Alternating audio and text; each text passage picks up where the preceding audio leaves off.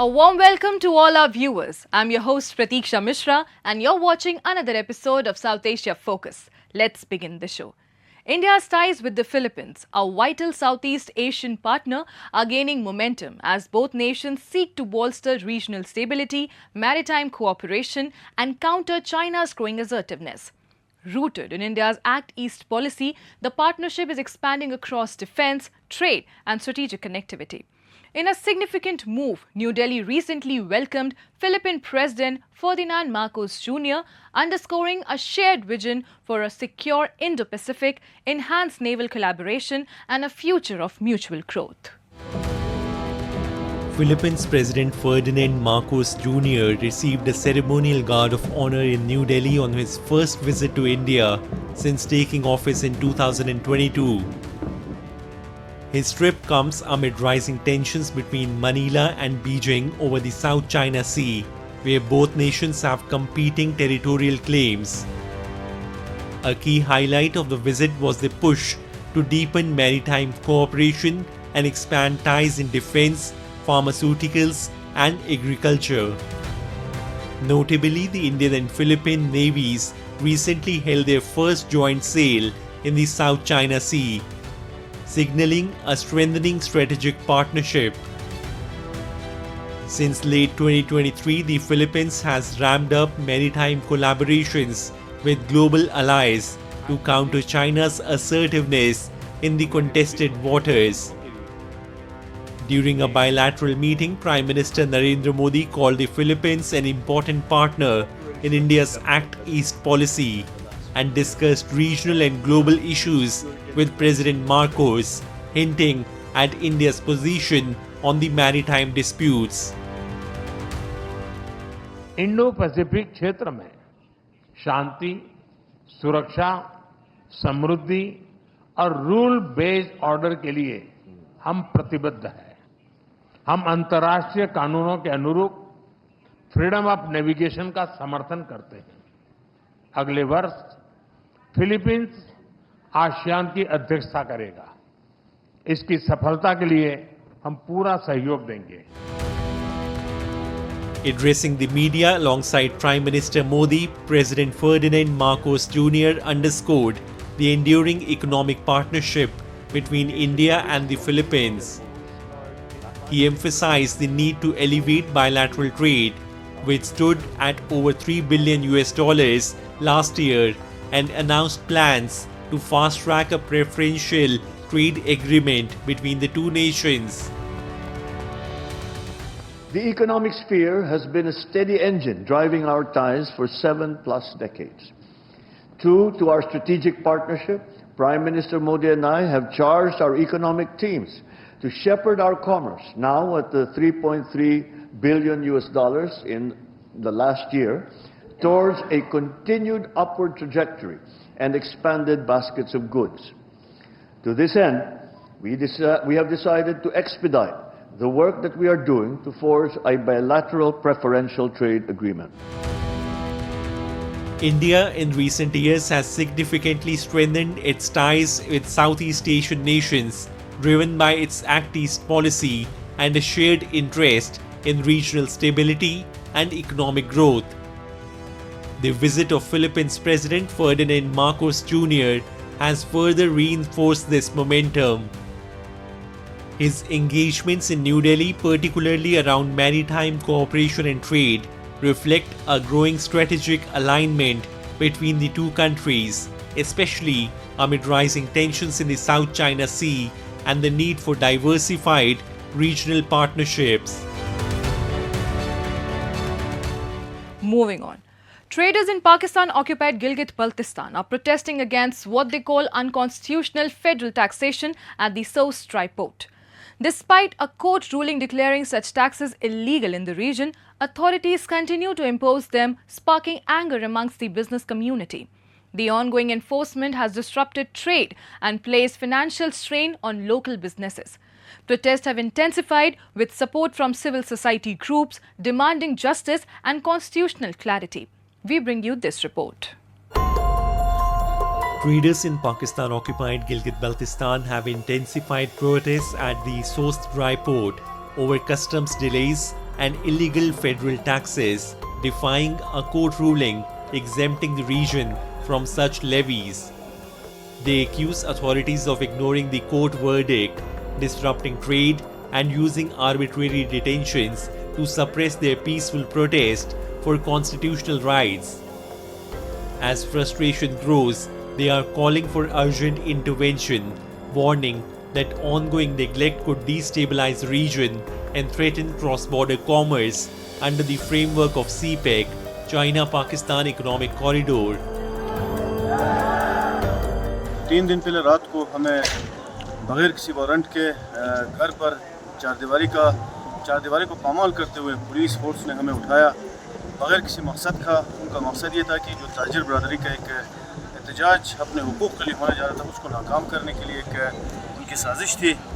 तो उसके बाद हमारी जो तहरीक है इसका मकसद ये है कि हमें जो हुकूक़ है कस्टम के अंदर इनकम टैक्स, सेल्स टैक्स और दूसरे जो कस्टम ड्यूटी के अलावा जितने टैक्सेस हमारे ऊपर वो लागू नहीं होते हैं, चूँकि हम आईनी तौर पे पाकिस्तान के सूबे नहीं हैं। The traders maintain that their protest is a peaceful and lawful assertion of constitutional rights. They urge authorities to engage in meaningful dialogue, cautioning that any further crackdown could worsen tensions in an already volatile region. Gilgit Baltistan non tariff area है। FBR अपना बंदोबस्त थाकोट के मुकाम पे करे, लेकिन अलमिया ये है कि अब तक उस पर अमल दरामद नहीं हुआ है। यहाँ जितने भी ताजिर बैठे हैं ये आइन की बालादस्ती चाहते हैं। ये चाहते हैं आइन ने जो हमें हुकूक दिए हैं उनके ऊपर फौरन अमल दरामद हो। With no response from authorities and public frustration deepening, protesters warn that failure to address their legitimate grievances could spark a broader crisis, one that transcends economic hardship and risks igniting wider political and social unrest in Gilgit-Baltistan. And now it's time for Asia This Week, bringing you the most compelling stories from across the continent.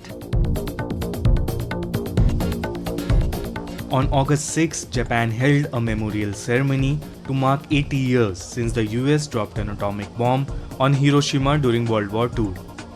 Around 55,000 people, including guests from 120 countries and regions, gathered for the event. At 8:15 am, the exact time the bomb was dropped, they observed a moment of silence to honor the victims. Japanese Prime Minister Shigeru Ishiba laid a wreath at the send-off and called on all nations to work towards nuclear disarmament. The uranium bomb killed about 78,000 people instantly, and by the end of 1945, around 140,000 had died due to the blast and radiation. A second atomic bomb was dropped on Nagasaki by the US on August 9. More and more Iraqis are using solar energy to deal with power shortages. Since the 2003 US-led invasion, Iraq has faced problems with its electricity supply due to poor investment and management. High electricity bill pushed people like Mosul farmer Abdullah Al-Ali to switch to solar panel. In 2 years, his bill dropped and his farm added more panels. In cities, people installed panels on flat rooftops to get the most energy, helping them avoid using expensive diesel generators. People like Hassan Tahir now rely on solar power. The government plans to use solar energy to reduce the gap between power supply and demand and to lower pollution. To help, the central bank offers low interest loan for buying solar panels. Ahead of the 60th UN Human Rights Council session, Tamil political parties and civil groups in Sri Lanka wrote to Human Rights Chief Volker Turk urging stronger action for justice. They said the UN failed to protect Tamils during the civil war and has done little since it ended in 2009. The letter, led by Tamil leader Gajen Ponnabalam, asked the UN to adopt a resolution recognizing that no real justice has been delivered in 16 years. They want a clear timeline for action, oppose giving the Sri Lankan government more time, and call for international oversight of mass graves and burial sites. The letter also raises concern about militarization, land grabs, and harsh laws. Tug acknowledged this concern and promised action. Thousands of student activists marched through Dhaka to commemorate the first anniversary of the 2024 uprising that led to Prime Minister Sheikh Hasina's resignation after 15 years in power. What began as protest over job quota reforms evolved into a mass movement against government control, claiming over 1,000 lives. The movement spurred new political forces like the youth-backed National Citizen Party, marking a pivotal chapter in Bangladesh's democratic struggle. Take a look. As thousands took to the streets on August 5 to mark the first anniversary of the 2024 student protests, the mood in Dhaka was one of both reflection and rising uncertainty. While the events of last year are remembered for their intensity and youthful fervor, many now question whether Bangladesh is truly on a path towards progress or deeper instability. The 2024 protests, which began over the contentious government job quota system, rapidly spiraled into nationwide unrest. The movement, heavily driven by student groups and opposition-backed civil society figures, turned violent in several parts of the country. Official estimates confirmed over 1,000 deaths, many of them students, raising concerns about how the movement was being orchestrated and whether vested political interests had hijacked what began as a reform-focused demand. Official estimates confirmed over 1,000 deaths, many of them students, raising concerns about how the movement was being orchestrated and whether vested political interests had hijacked what began as a reform-focused demand. গত বছর জুলাইয়ের 21 তারিখ রাতে আমার নিজস্ব ভবন থেকে মানে আমাদের নিজস্ব মেস থেকে স্বৈরাচার শেখ হাসিনার তৎকালীন সময়ের ফ্যাসিস্ট প্রশাসন বাহিনী আমাদেরকে গ্রেপ্তার করে এবং আমাদের দীর্ঘ সময়টা আমাদের অনেকটা প্রায় 2024 সালের 6 আগস্ট রাতে পর্যন্ত আমাদের জেলে কাটাতে হয় এবং সেই সময়টাতে আসলে 5 আগস্ট যে ঘটনাগুলো ঘটেছিল এগুলো আমি দেখতে পারি নাই এবং বিজয়টা দেখতে পারি নাই আর সেটা আমি আজকে এখানে স্মরণ করতেছি যে যখন সেটা জেলে থাকার কারণে দেখতে পারি নাই আজকে এসে সেই উদযাপনটা আমি উপভোগ করতেছি এখানে The 2024 protests left a profound impact on Bangladesh's political landscape. While the former Prime Minister Sheikh Hasina's long tenure saw major infrastructure growth and international engagement, critics accused her government of suppressing dissent. Supporters, however, argue that her departure was driven more by a shifting political narrative than by any collapse in governance. Her exit paved the way for an interim administration promising reform and reconciliation, but not all are convicted of its progress. দ্বিমত ছিল, বিরোধী পক্ষ ছিল, তাদের দমন পীড়ন করা হতো। এর মধ্যে দেখতে পাচ্ছি যে বাংলাদেশের আপামর জনতা, আপনি দেখতে পাবেন যে এখানে হেফাজত, এখানে ছাত্র শিবির, এখানে বিপ্লবী ছাত্র পরিষদ তাদের কর্মসূচি পালন করতেছে। এই যে সকল মানুষ যে তার যে দীর্ঘদিন পর যে স্বাধীনভাবে তার মতো করে যে বিজয় দিবস পালন করতে পারতেছে, তাদের যে কোনো আচার অনুষ্ঠান পালন করতে পারতেছে, এটা দেখে খুবই ভালো লাগতেছে। The newly emerged National Citizen Party, hailed by some as a symbol of youth-led change, has so far struggled to present a cohesive national agenda. Despite its popularity among urban youth, its inexperience in governance has become increasingly evident. Supporters of Sheikh Hasina gathered separately across several districts, holding candlelight vigils and demanding her return. Many argue that her legacy, especially in lifting millions out of poverty, advancing women's rights, and boosting international ties, has been unfairly overshadowed by the political chaos of the past year. মানুষ যে স্বৈরাচারের বিপক্ষে একেবারে ঐক্যবদ্ধ হয়ে নেমেছিল সেটাই এই যে এই বছরের 5 আগস্টে আমাদের সবাইকে স্মরণ করিয়ে দিচ্ছে। আসলে মানুষ চায় যে এরকম স্বৈরাচার আর কখনোই যেন পরবর্তী যারা সরকারে আসবে, বর্তমানে যারা আছে তাদের কারোর মধ্যে যেন এই ধরনের স্বৈরাচারী মনোভাব বা প্রভাব না দেখা যায়।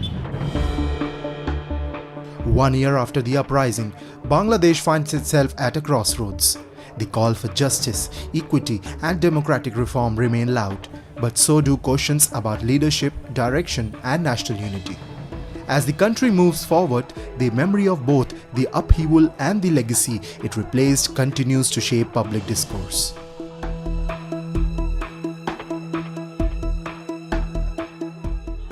Kolkata, with its colonial charm and vibrant cultural tapestry, is celebrated not only for its historic landmarks but also for its irresistible Bengali sweets.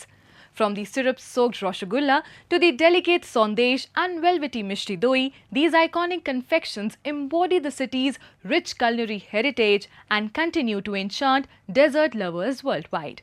My colleague Harshit Bhatia recently journeyed through the city of joy, sampling its legendary sweets and exploring its beloved bakeries.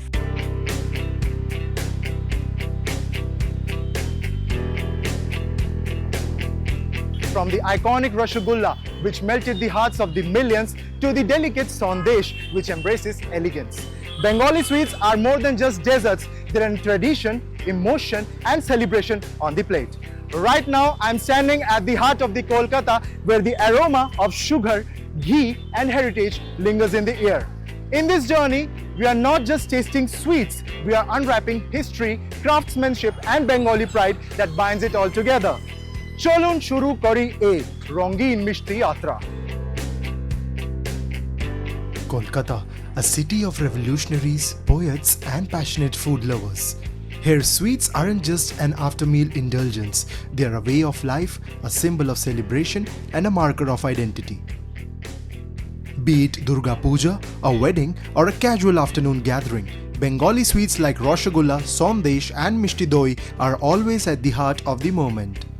Their journey begins not just in kitchens but in culture, a legacy steeped in history and tradition. At the heart of this sweet legacy stands Balaram Mullik and Radharaman Mullik, not just a sweet shop but a cherished Kolkata institution. Established in 1885, this iconic family-run business has evolved with time, blending innovation with tradition. From artisanal fusion sandesh to time-honored classics, every bite carries a story of generations of heritage and of Kolkata's unshakable love for all things mishti. Rasgulla is so very famous all over the world, in the country. So people know that Calcutta has the best rasgulla, best mithai. And because Bengali mithai is a very subtle taste, is very subtle, it is light and is healthy. Many times doctors suggest to have hot rasgulla when you are not well, when you are not doing well, you are sick, because it is protein. Other countries like Dubai and Singapore accepted our sweets and exports were happening there. Across the city, Kamdenu Sweets has earned a special place in the hearts and taste buds of Kolkatans. Famous for its rich, juicy rasgullas and the much-loved baked rasgulla, the shop beautifully captures the spirit of evolving Bengali confectionery rooted in tradition yet unafraid to innovate. With every bite, Kamdenu offers a taste of nostalgia wrapped in modern flair, proving that in Kolkata, sweets are as dynamic as the city itself. We have 16 outlets all over Kolkata, and we also export sweets to different states as well as outside of the country, like USA, Australia. There are many Bengali people staying over there, so they like our sweets. We Bengalis, what we make sandesh. That's on the lesser side of sweet, like the sugar content is very less. So that's what we specialize in. History of Rasgulla dates back to more than 100 years back. Our Rasgulla is mainly on the softer side. Like if you go outside of Kolkata, it will be, the texture is very spongy. The history is like someone dropped a ball of cottage cheese on a sugar syrup, and then what the item came out, it came out to be Rasgulla, and then that is history. Inside both factories, the rhythm is constant, kneading china, boiling rasgullas, shaping sandesh, a space where precision meets passion. Skilled chefs, many with decades of experience, handcraft each sweet with care. Making Bengali sweets requires finesse, patience and a deep-rooted sense of tradition. These are not just desserts, they are handcrafted labors of love, rich in expertise and steeped in history. বেগ রসগোল্লাটা কোনো জায়গায় এখনো পর্যন্ত তৈরি হয়নি। এই প্রথম মানে আমাদের যে অনার আছেন মিস্টার সুদীপ মল্লিক, উনি বেগ রসগোল্লা এখানে নতুন মানে তৈরি করেছেন। বেগ রসগোল্লাটা খুব ফেমাস এখানে। বাঙালিদের মধ্যে মিষ্টিটা খুব প্রচলিত, মানে মিষ্টিটা আমাদের সব কিছু কাজেই আমাদের মিষ্টিটা আমাদের খুব লাগে। মিষ্টিটা হচ্ছে শুভ আমাদের পক্ষে। আমাদের মিষ্টি আমরা খাই, আমরা খেতে ভালোবাসি। From festivals to family milestones, Bengali sweets sweeten every celebration. Even as modern patisseries emerge, heritage brands continue to thrive, proving that tradition still holds strong in today's changing world. 20 और 25 years हो गए खाते हुए। अच्छी लगती है, सभी अच्छे हैं। यहाँ के रसगुल्ला है, वो काचा गुल्ला है, और यहाँ पे जो बेक्ड मिहिदाना बोलते हैं वो भी अच्छे हैं। सभी अच्छे हैं, यहाँ पे क्वालिटी बहुत अच्छी है। In Kolkata, every sweet tells a story of culture, celebration and timeless craftsmanship. As the city evolves, its love for mishti remains unchanged, a delicious reminder that tradition, when savored, never goes out of style. Together, these timeless treats offer a sweet glimpse into Kolkata's soul, where every bite tells a story of tradition, celebration and love. And with that, we come to the end of this week's episode. See you next week. Till then, goodbye and take care.